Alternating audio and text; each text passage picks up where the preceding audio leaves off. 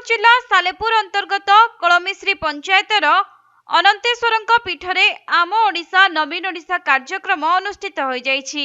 एही कार्यक्रम रे उपस्थित पंचायतर जनसाधारण को राज्य सरकार द्वारा करा जाउथुबा विभिन्न उन्नतमूलक कार्य संपर्क रे सूचना दिया जाइछि।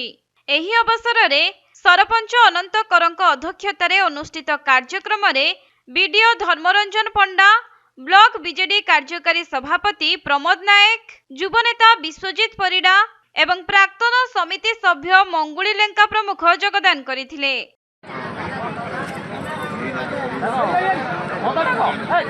उन्नति चली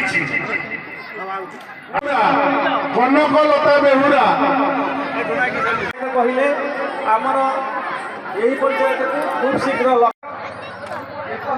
कटक जिला सालेपुर अक्षय कुमार दासଙ୍କ रिपोर्ट के लाइव।